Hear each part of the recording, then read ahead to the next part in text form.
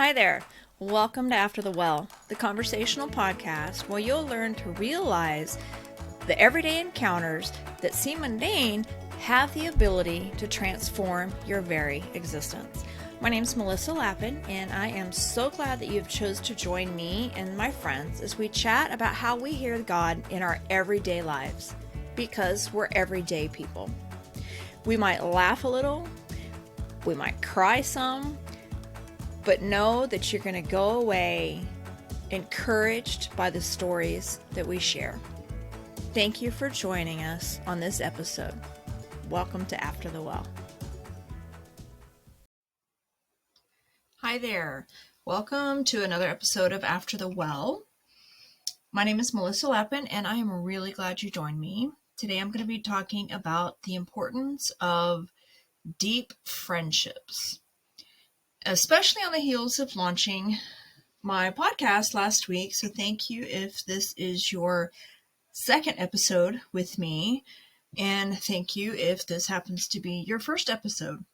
You are still part of the original group of participants. And I appreciate it. I really do. I thank you so much for taking time out to hear what I have to say and hopefully learn and glean from some of the things.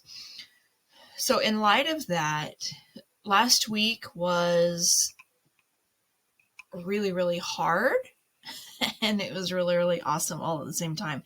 It was hard because launching a podcast and doing those things and all the things that it takes, it was hard. And I mentioned it last week in the first episode. But also, it was kind of easy in the aspect that I have a community around me that I know loves me, a community that is safe for me to be in, a community that sees me, loves me, isn't afraid of me, all the things that I need in this season of my life. And going back through the well experience, John 4, chapter 11, Fatina says to Jesus, she said, "Sir, you sit by this deep well, a thirsty man without a bucket in sight. Where does this living water come from? Are you claiming superiority to our father Jacob, who labored long and hard to dig and maintain this well so that he could share clean water with his sons, grandchildren, and cattle?" And in light of where I am in my journey right now and how so very thirsty I have been for a couple years, for authentic friendships, good relationships, in spite of losing quite a few, like dozens of relationships. For some of it was for dumb reasons, political reasons surrounding politics and the pandemic and why I wouldn't wear a mask and why I wouldn't do the things, and just sad, shallow things. And in light of all of that, this scripture, when she talks about that, when Jacob, who labored long and hard to dig and maintain this well so that he could share clean water with his sons, grandchildren, and cattle. This scripture just has new meaning for me, because in this season I've had to sit at someone else's well. And what I mean by that is I have people around me, I have friends that I trust, that they've taken the time to dig a well that is good for someone to drink from, is good for someone to be around. It's a good source. And wells have different aspects. I am not a well digger. I don't even know what the term for a well digger person would be. I don't know. I know there are those old school people that walk around with a water fork, and when it hits the ground, they'll start digging and they'll find water. I know I've got a little bit of survival skills on how to find water when you look for certain plants and certain types of grass and things like that in areas. But I certainly do not have the skill or the knowledge to dig a well, to find the water in a desert, and then dig the well by hand that still exists today. Jacob's Well is still around today. There's a shrine around it, obviously, because everything in other countries are shrines. Like everything. I've been to Israel and so many things, which I love the beauty of preserving the historical meanings of those things. But yeah, so taking the time to dig that well and figuring out what all of that takes. Now, comparing that to one's life, and I've been thinking on this this past week, this passage has really, really hit me, because I've spent the last 2 years digging the well of my life and focusing on me, as we all should, not as in the navel gazing, focusing, woe is me, I'm a dirtbag, la la la la, but, oh God, okay, I see this in me. What are you saying about it? What needs to fix? What needs to come? What needs to go? What needs to happen? I am seeing XYZ situation trigger me, and I have a reaction to do this. My knee-jerk reaction is anger, or in my case, a lot of my knee-jerk reactions, I have two reactions that in the past I have taken, and that would be to be super defensive, whether it was right or wrong, what was said to me, or I would withdraw. Now, that might take you off guard. You guys can probably assume the defensive posture is easy for me. And it is, because I've grown up my whole life being defensive and defending myself, trying, like constantly making excuses, disclaimers, all of the things that I am this, I'm not this, please believe me, yada, yada, yada. And a lot of that has to do with how I grew up, being very defensive. A lot of it has to do with my own personality and knowing that I am a strong personality, that I'm black and white, bullet points, let's not beat around the bush, say what you mean what you say, be honest. I hate passive aggressive. I hate passive, so the knee-jerk reaction of being defensive and outspoken about that's kind of a given. But mostly because I absolutely hate confrontation, I withdraw and I seclude myself. And so in that, wells that don't have a fresh source of water become stagnant, and they become toxic, and they actually can kill their environment that they're in. Nothing can live in them. Nothing can grow in them. Nothing comes around to drink out of them because the bacteria, and they get sick, and it's just toxic. And our lives are like that. We can become extremely toxic, and we don't even know it because we're simply surviving. We're operating out of defense mechanisms that have happened over the years. And a lot of it, we don't even know that we're doing. And so having others around you that can offer you some fresh water while you're cleaning out your well is so important. And then in turn, people coming to you because they know you have fresh water while they're cleaning out their well.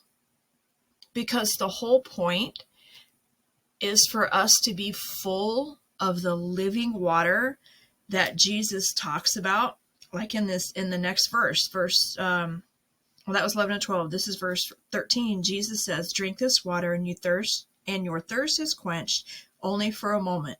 You must return to this well again and again. I offer water that will become a wellspring within you that gives life throughout eternity. You will never be thirsty again." And so having community and having friends around you that you can go hang out at their well if you need to, they can come to your well if they need to. And it's a give and take of just beautiful conversation, of love, of kindness, of help. Nobody can dig your well for you. Nobody has dug my well for me. But people have sat with me and gave me water while I have dug out my own well and dealt with my own issues and of self, because the wells are ourself. And the whole point of it is to be able to maintain the well that you have so that you can offer refreshing, so that you can be there, a wellspring of clear water for anyone who comes. Sons, grandchildren, cattle, it says all the things that Jacob dug the well for. Because water is life. We can live without food for a good period of time, but we can't live very long without water. And I think that's why Jesus used the reference and the analogy of water so often, because it's such life-giving, and water touches everything. And to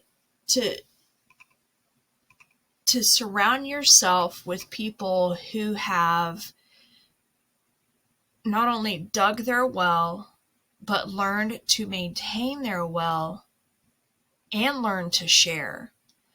That's a beautiful principle too that I've been thinking about, because it's one thing that you see people who have, they've got a little bit of what you need, whether it's their kindness, their education, their business sense, their servant heart, whatever it is that you are trying to cultivate in your life. But if you go to that person and they're kind of stingy with that gift, with that talent, if you will, and you remain thirsty, or they require something and it becomes an if-then situation, well, yeah, I'll give you water if you do this, and that's just never okay. But I want to encourage you really to check your well and all the things that implies. What does your well look like? I mean, how deep is your well? Are you even aware that you're thirsty? Have you stopped long enough in your day to go, man, when's the last time I had a drink? When's the last time I gave someone else a drink? And Fatina, she came to the well in the middle of the day, and like in the hottest part of the day. We all know noon, straight up noon is the hottest part of the day. She came in the middle of the day. Doesn't say why. This could have been her second or third trip to the well. We don't know. History doesn't tell. I can't find. If you can find it, let me know. But we don't know why she came to the well. But she did. She was there. And sometimes we don't know why we need to go to the well. We don't know why we're thirsty. And we'll never get quenched if we don't show up. And a lot of time, Jesus was a friend to her. And so her showing up at the well, she got to hang out with Jesus. She got to hang out with her friends. And so for me and for you, I would encourage you, check your well, check the status, check the depth, check the clarity of the water, check the clean water. Is anyone coming to you for water? That's a big red flag right there. If you think you're doing well, you're doing okay, but no one's coming to you for anything, I don't know. I would encourage you to check yourself, because no animal, no people are going to drink out of bad water. And if you find yourself really lonely, check your well. Check your well. Is it plugged up and there's nothing there that's gonna be life-giving to you or anyone else? Do you need to do some house cleaning? I've spent the last 2 years doing some house cleaning. I've been doing some digging. I've been doing some well, not even maintenance. I think I've really had to just abandon one well and completely dig another, because the source that I was living out of was just not okay. It was pretty toxic, and it was the well of self. I had allowed myself to become pretty cocky in what I thought I knew.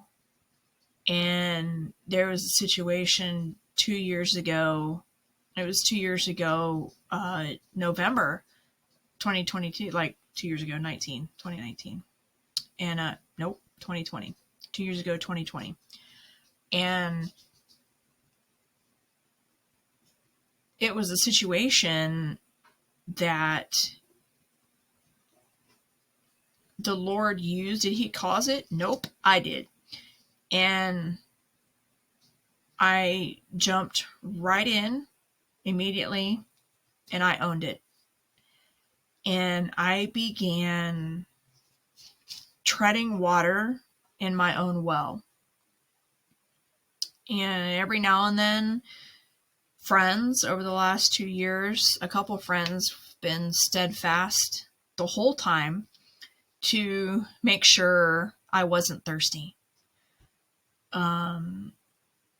Making sure that I wasn't tired of treading water.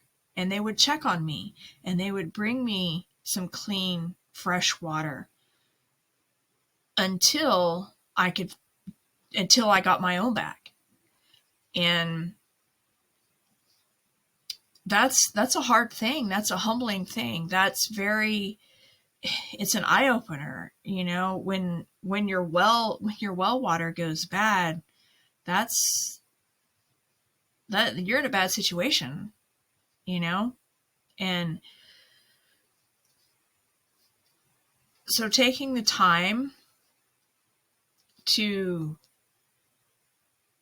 redig, which is what I've had to do. I've literally had to redig my well. I think my well got clogged with things of the world, with relationships that didn't need to be there, which I no longer have. Those were some of the first things to go, were some toxic relationships, people who were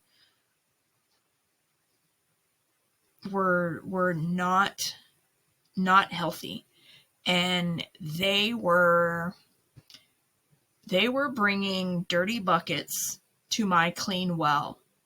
And when they would dip their dirty bucket into my clean well, some of their junk kind of came off in my well.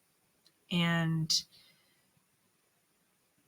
after a while, when you get thirsty enough, you do whatever it takes to protect. And so in doing that, I learned the real value of friendship, and the real value of people in my life who have clean water, and also the real value of sitting with Jesus at my own well, of sitting with the Lord and asking the questions, hey, because I'm like, there's whole conversations. I mean, I'm not going to get into it on this episode, but there are a whole conversation, that she had, that she asked one question that they could have talked about for days, I'm sure.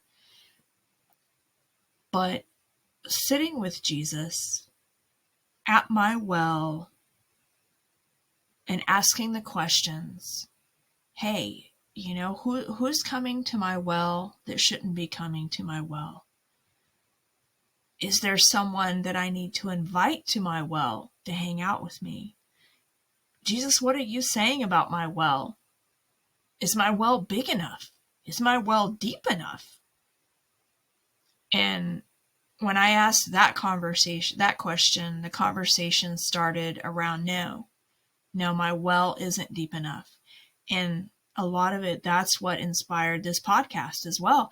And talking to my friends, because I have friends that I see their well and their well is clean and their well water is refreshing and nice. But God really wants to take them to a deeper place. He wants all of us to go deeper, because if you're well, water tables change, and underground sources of water, they change, they shift, sometimes like my grandma, she lived out in the country, excuse me, and they had a well. And I loved her well water. Loved it. Nobody else could drink it. Oh, it smells like eggs. There's stuff floating in it. But man, was it cold and nice and good. I loved it. But there were times that I remember they would have to have people come and redig the well for whatever reason. I don't know. I don't, like I said earlier, I don't know the terminology for a well digger. I don't know all the science behind it, but geology changes. Our groundwater runs differently, and we have to be aware of that. But I think it's absolutely brilliant and a miracle, probably miraculous, that Jacob's well to this day still has water running in. It's like thousands of years old, and it's a shrine.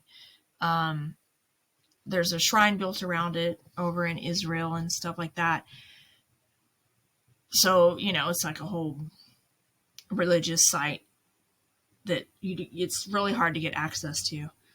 But that's the kind of well that I want to have. I want to be that deep, deep well that it doesn't matter how old I am, because I'm going to be at least 120, but I'm probably going to live longer than that, but I'm claiming 120 years.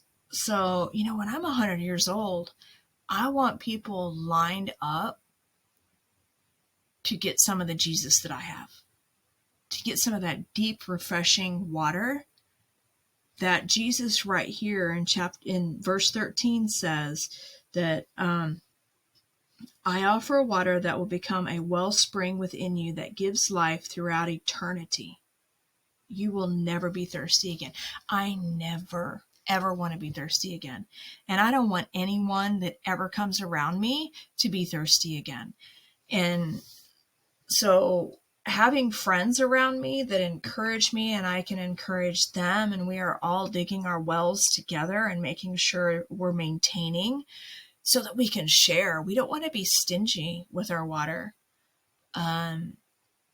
There's enough to go around, and there's no reason to be stingy with it. But I want to be one of those people that is known for the depth of refreshing conversation, of refreshing encouragement, of hope, of wisdom that I have.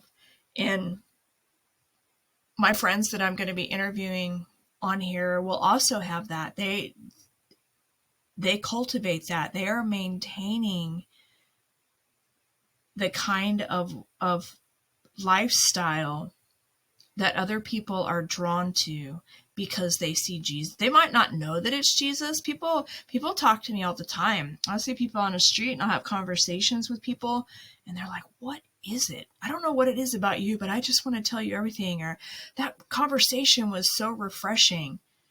And sometimes, I just kind of let it go because I know it's Jesus. I'm not going to be religious and preach at people and things like that. But then other times I hear Jesus, he's just like, hey, tell him that I love him. And then that allows me to help them start digging their well or cleaning it out, whatever the case may be.